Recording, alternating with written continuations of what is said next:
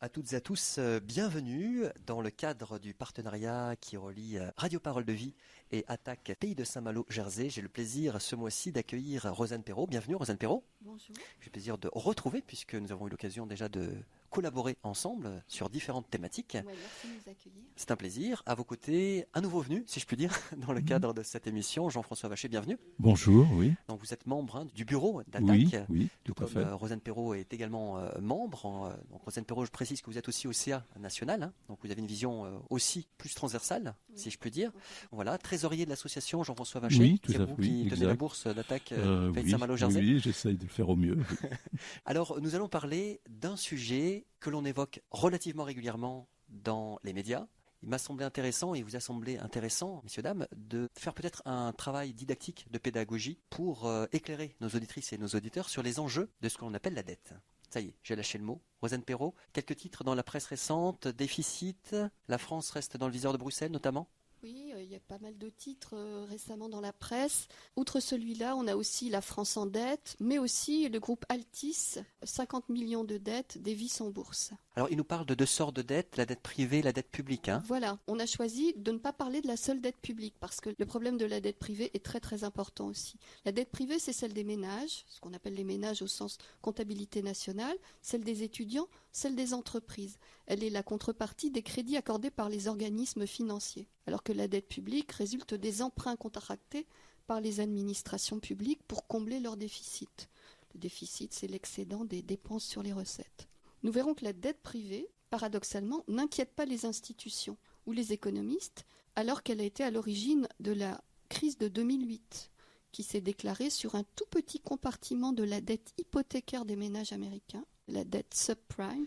Elle s'est propagée à tout le reste de l'économie, la sphère financière et la sphère réelle. Alors que la seconde est présentée par les médias et la pensée dominante en économie comme le mal absolu. Là, on peut citer Fillon, je suis le Premier ministre d'un État endetté en quasi-faillite. Et cette dette publique justifierait la mise en place d'une politique radicale de coupe dans les dépenses publiques. D'accord. Donc on va essayer de relativiser la dangerosité de la dépense publique et montrer au contraire que la dette privée, c'est probablement de là que vient le danger. Effectivement, on revient à la dette privée. Voilà, celle des ménages, des entreprises et des banques. Si vous souhaitez acheter, vous, un véhicule neuf, soit vous économisez pour payer cash, soit vous empruntez et vous remboursez ensuite. Il est plus rationnel de s'endetter aujourd'hui puisque les taux d'intérêt sont très bas. Le risque, c'est le surendettement, pas pouvoir rembourser ses dettes. Aux États-Unis, par exemple, pays où il n'existe pas de limite supérieure à l'endettement des personnes, alors qu'en France c'est limité à 1/3 des revenus mensuels ou annuels, 27% des étudiants endettés sont dans l'incapacité de rembourser les emprunts contractés pour payer leurs études, puisque les études ne sont pas gratuites contrairement à la France. 62% des personnes en situation de banqueroute le sont pour des raisons de santé. La santé coûte très cher. Il n'y a pas de sécurité sociale. Et 5 millions de personnes ont déjà perdu leur logement, tandis que 5 millions d'autres personnes sont en train de le perdre si on se réfère aux procédures de saisie en cours. Donc on voit que c'est gravissime. Il y a des gens qui sont complètement surendettés. Enfin, on en verra les conséquences sur les banques tout à l'heure. Quant aux entreprises, elles s'endettent en principe pour financer leurs investissements. Elles financent leurs investissements, achats de nouvelles machines, elles s'agrandissent, etc. Mais elles s'endettent aussi lorsqu'elles bénéficient de délais, 30 jours, 60 jours, 90 jours fin de mois, pour payer leurs achats de matières premières ou lorsqu'elles achètent des services. C'est ce qu'on appelle le crédit fournisseur. Il est très très important aussi. Donc les entreprises s'endettent pour différentes raisons. Depuis 2010, les grandes entreprises s'endettent principalement pour profiter de la baisse des taux d'intérêt décidée par les grandes banques centrales. Aux États-Unis, la dette des grandes entreprises a augmenté de 7 800 milliards de dollars entre 2010 et 2017. C'est faramineux. C'est faramineux, ouais. Alors, ça ne serait pas faramineux si elles s'endettaient pour financer leur recherche-développement, pour financer des investissements productifs, pour financer la transition énergétique, parce qu'elles prépareraient l'avenir. Mais ce n'est pas ce qu'elles font. On constate que l'argent emprunté a servi soit à racheter leurs propres actions en bourse, pour faire monter le bénéfice par action, donc le prix des actions. On est dans une logique de maximisation de la valeur actionnariale, qui est une logique folle. Soit, avec cet argent emprunté, elles achètent des titres de créance. On est là dans une logique purement financière qui les pousse à acheter les titres les plus risqués parce que les plus rémunérateurs. Elles achètent par exemple des obligations pourries, des junk bonds. c'est-à-dire des titres émis par des entreprises qui ne rembourseront probablement jamais. Mais ces titres-là sont assortis de taux d'intérêt extrêmement élevés, puisqu'il y a une relation entre le risque et le taux d'intérêt. Le taux d'intérêt rémunère le risque. Donc, on a une amplification du marché des dettes à risque et on a le risque d'une crise majeure si jamais les banques centrales décident d'augmenter les taux d'intérêt. Parce qu'on aura des faillites, une forte hausse des faillites.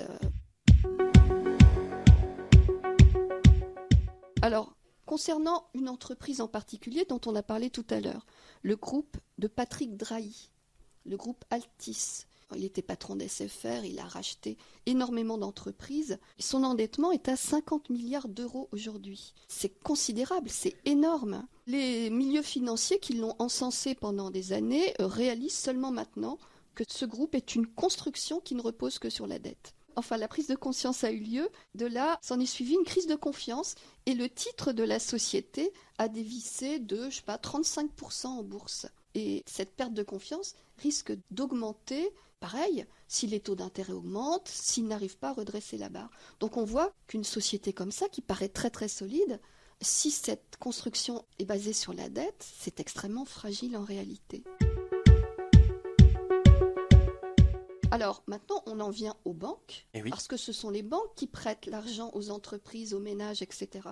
Si elles prêtent à des gens qui n'ont pas les moyens de rembourser, comme les ménages américains, à qui l'on a prêté avant 2007 pour qu'ils puissent acheter leur maison, eh bien, on constate, ça n'est pas étonnant, que les banques, qui accordent donc ces crédits aux ménages et aux entreprises, manquent de solidité. On mesure la solidité des banques à leur niveau de fonds propres. Ils ne dépassent pas 5% de leurs avoirs. On parle de quoi? D'inconséquence, là, des financiers Non, de prise de risque pour gagner plus d'argent. Oui.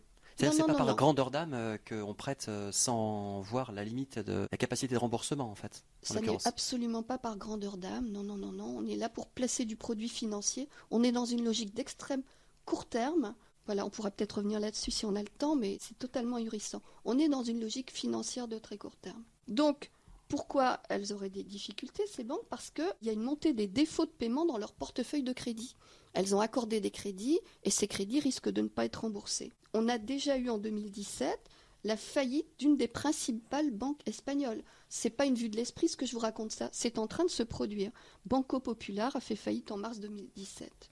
Selon Éric Toussaint, qui a fondé le comité pour l'annulation de la dette illégitime, c'est la montagne de dettes privées des entreprises qui sera au cœur de la prochaine crise financière. C'est pour ça qu'on en parle aujourd'hui.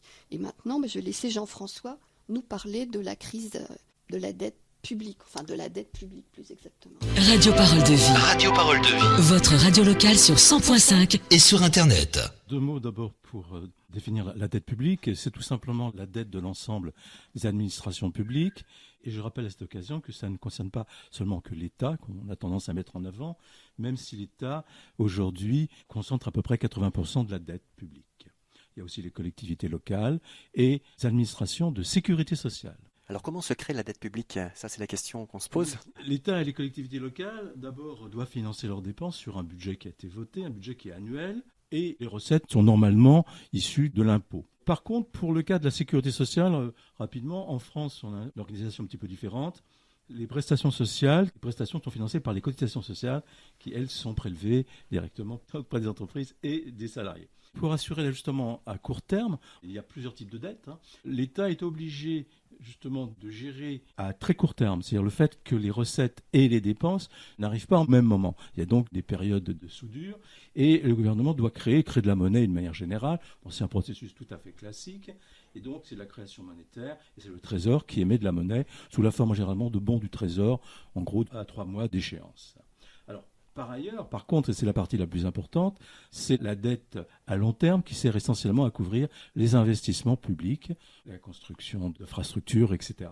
Ça se traduit sous la forme d'émissions d'obligations par le Trésor, et c'est le Trésor qui gère cette dette. D'accord. Alors en quoi, Jean-François Vacher, la dette publique est-elle un problème? Parce qu'on a bien compris qu'une dette est, et en quoi est-ce que c'est problématique tout ça? Alors, le problème, bien sûr, ça vient du déséquilibre qui apparaît lorsque les recettes sont inférieures aux dépenses. Il y a un déficit, mais ce déficit, s'il est financé par des emprunts qui sont de nature productive, qui servent à financer des routes, des infrastructures, des bâtiments publics, des hôpitaux, des écoles. À ce moment-là, on a ce qu'on appelle un cercle vertueux.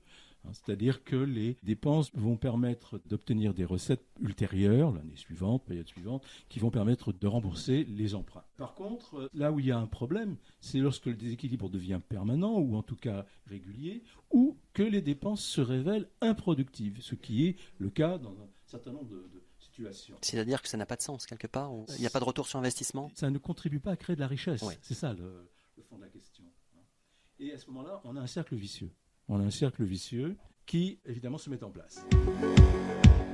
Alors, il y a quand même une situation qui est importante et qui est admise par les économistes, c'est en période de récession, et c'est admis d'ailleurs dans le traité de Maastricht, que les États sont généralement amenés à lancer un plan de relance qui va augmenter la dépense publique et qui, selon ses principes, va permettre de relancer la production et donc de remettre la machine en route et de pouvoir créer les conditions qui permettront d'assurer les remboursements de cette dette. Alors, on va parler maintenant de ce qu'on appelle les critères de Maastricht. On se souvient que ce traité s'est passé à très peu, en fait, je me souviens, oui. Les conditions du vote. Oui, enfin, il y a plusieurs votes. Enfin, bon, le traité de Maastricht lui-même a été négocié Je parle de 92. En 92 par un petit nombre de pays. Et ils ont créé deux choses. Une banque centrale unique qui gère la monnaie unique avec des critères extrêmement stricts, ce qui sont ceux de la Bundesbank, la banque allemande.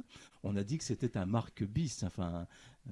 Et d'autre part, ça s'établit sur un territoire qui est celui des pays membres qui ont adhéré. Donc pas tous les pays membres, il faut bien distinguer entre l'Union européenne, les 28 aujourd'hui, peut-être 27 si la Grande-Bretagne s'en va, et actuellement les 17 ou 18, ils sont 18, les pays membres de la zone euro. C'est celle-là où les critères sont là pour réguler, pour s'assurer que les budgets vont converger, ce sont des critères de convergence, pour éviter qu'il y ait un dérapage, ne serait-ce que par exemple monétaire, en termes de hausse des prix par exemple. Voilà. Alors on en arrive à la France, François Vacher. Quelle est la situation? Où en est la dette publique en France? Alors la dette publique en France, les derniers chiffres publiés par l'INSEE montrent que la dette publique, c'est-à-dire la dette, c'est une dette dite au sens de Maastricht, qui a été définie selon les critères de Maastricht, c'est une dette brute, je ne reviens pas là-dessus. Elle est de l'ordre de 2200 milliards, c'est l'ordre de grandeur. Le chiffre exact est de 2231,7 milliards. Ça, c'était fin juin. C'est quelque chose qui varie et qui dépend des modes de calcul. Alors, ça représente, ce qui est important, c'est qu'on les mesure par rapport au PIB. Le PIB joue le rôle d'un thermomètre. Il n'y a pas de lien. Le PIB est un flux, la dette est un stock.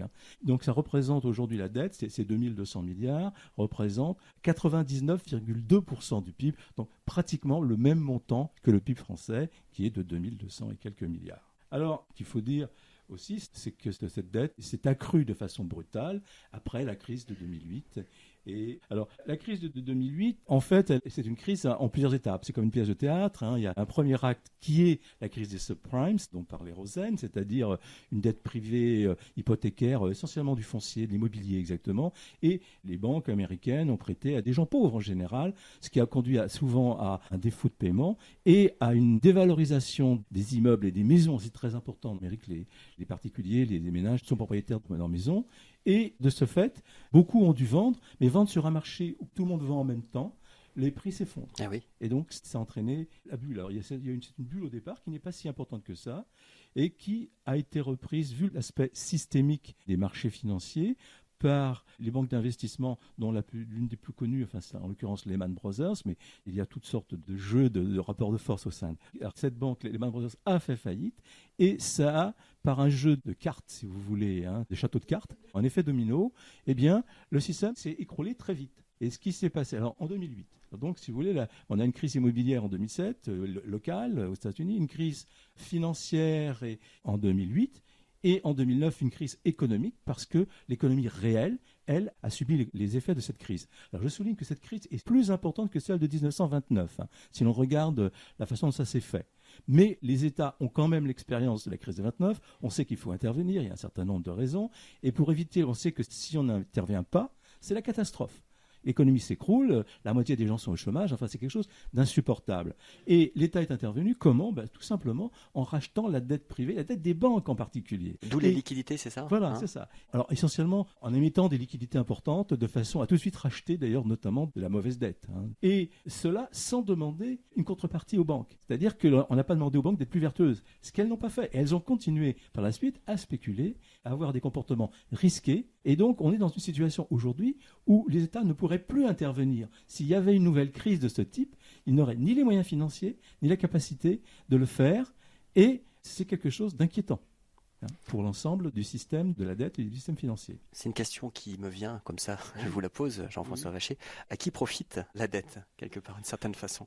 Parce qu'on marche un peu sur la tête, là, quand même, en vous écoutant. Tout à fait. Ben là, la dette profite à un petit nombre d'acteurs, des particuliers. Si on regarde l'accroissement des inégalités de patrimoine, notamment dans le monde, on s'aperçoit qu'un petit nombre de gens possèdent la moitié au moins du patrimoine mondial. Et donc, c'est un phénomène qui s'accentue, et la crise n'a fait qu'accentuer ce genre de choses. Pour revenir à l'effet sur la dette publique en France, ça a eu pour effet, ça a créé, on voit les courbes, si on n'était pas à la radio, je vous le montrerai, qui montrent qu'il y a un décollage de la dette publique, je parle bien de la dette publique, qui a augmenté de plus de 50% en 10 ans. Et on a vraiment un changement complet. Et donc, cette dette qui représentait une faible proportion du PIB avant la crise, d'un seul coup, s'est mise. Alors, ce qu'il y a quand même, c'est que les États ont essayé, en mettant en place des mesures d'austérité, notamment en coupant dans les dépenses sociales. Donc depuis une dizaine d'années, le ratio qui mesure, c'est-à-dire le ratio par rapport au PIB de la dette, qui était passé à 7% en 2009, a été progressivement diminué, et aujourd'hui on approche des 3% qui sont le critère de Maastricht. Et même, d'après les dernières informations que j'ai pu avoir à l'INSEE, on serait à 2,9%, ce qui serait une bonne nouvelle pour le gouvernement. Mais ce serait essentiellement raison d'une amélioration de la conjoncture économique. Voilà. D'accord. Alors, la question aussi qui se pose, c'est quand on regarde un petit peu ailleurs, pourquoi les autres pays font-ils apparemment, je dis bien apparemment, mieux? C'est une illusion, en fait. L'endettement s'accroît partout. Et si on prend la moyenne de l'endettement au niveau de la zone euro, c'est 91,2%, 80% à peu près dans l'ensemble de l'Union européenne. Mais c'est important sur la zone euro parce que c'est elle qui a une obligation de respecter les accords. Alors, le cas de l'Allemagne est un peu différent, c'est celui qu'on met toujours en évidence. L'Allemagne a une puissance industrielle qui s'explique pour des raisons historiques et qui n'ont rien à voir avec les choses qui sont liées à sa capacité industrielle très forte et au fait qu'elle a des débouchés donc pour des produits qui sont de haut de gamme, d'équipements ou de biens de consommation. Et elle profite un petit peu du déséquilibre et de la dette des autres pays qui lui achètent ces produits.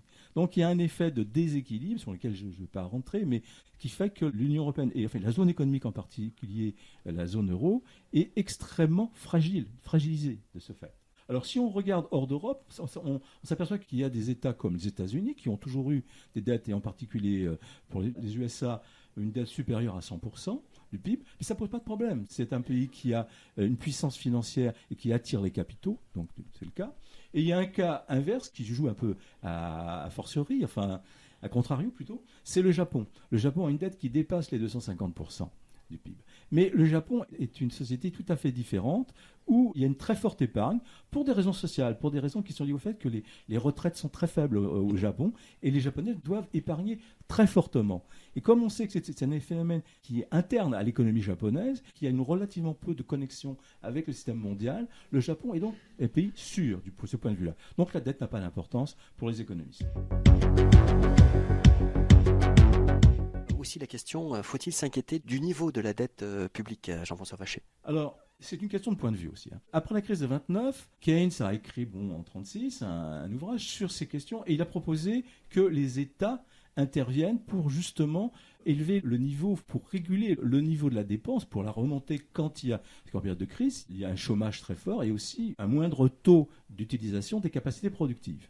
L'investissement diminue très fortement, et pas seulement l'investissement, mais enfin l'ensemble des capacités. De ce fait, la relance de l'économie, Keynes avait démontré que, dans l'ensemble de grands travaux, par exemple, eh bien, on avait un retour sur investissement important qui permettait ensuite de financer toute dette qu'on pourrait avoir. C'est une dette en partie monétaire, les deux jouent à différents niveaux. C'est donc un modèle qui, lui, a vécu en Europe et dans le monde jusqu'à la fin des années 70. Et puis, à partir des années 80, sans trop rentrer dans le débat, il y a un changement de paradigme. On va avoir apparaître Mme Thatcher, Reagan, etc. Et on a une vision libérale qui s'impose et qui voit la dette, au contraire, comme étant quelque chose de fondamentalement mauvais. Il y a même un côté un peu moral, on le voit, il y a un retour à des conceptions très morales. Par exemple, en allemand, on sait très bien que le mot Schuld, qui désigne la dette, désigne aussi la faute, le péché, etc. La culpabilité, oui. Et donc, là, c'est quelque chose qui est culturel pour les Allemands. Mais même le terme défaut de paiement aussi fait appel à l'idée de faute. Donc il y a tout un retour vers ces conceptions qui est dominante aujourd'hui. Et les traités européens ont été conçus dans cette perspective. Et le traité de Maastricht est aussi une inversion dans le processus européen. C'est-à-dire que le processus européen devient de plus en plus néolibéral. Et on a cette idée qu'il faut absolument réduire les dépenses publiques, évidemment en priorité les dépenses sociales, de façon à ramener à un équilibre, comme si miraculeusement l'équilibre allait assurer une situation économique idéale. Est-ce que ce n'est pas une situation où la philosophie, quelque part, intervient ? Oui, absolument. Là, je pourrais même dire la religion, enfin, sans rentrer dans des aspects historiques, mais enfin, on sait très bien que la question du taux d'intérêt a été très importante dans l'histoire. Enfin, certaines religions ont condamné les taux d'intérêt, ce n'est pas non plus un hasard. Et d'autres, le protestantisme et la religion juive, ont donné un fort intérêt, ce qui a permis de développer au XIXe siècle, en particulier la banque juive et la banque protestante. Mais enfin, c'est un sujet, je ferme la parenthèse. Oui, c'est par rapport à la vision de l'homme et par rapport à ses responsabilités aussi. C'était ça ma question. Oui, alors, il y a un retour vers... Parce qu'entre l'État-providence et puis au contraire...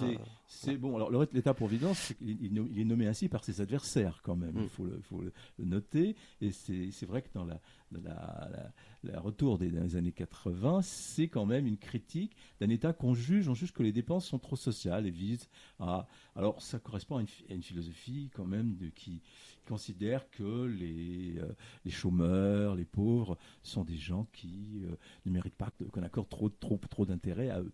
Donc c'est une vision très particulière. Ouais. Oui, c'est assez net.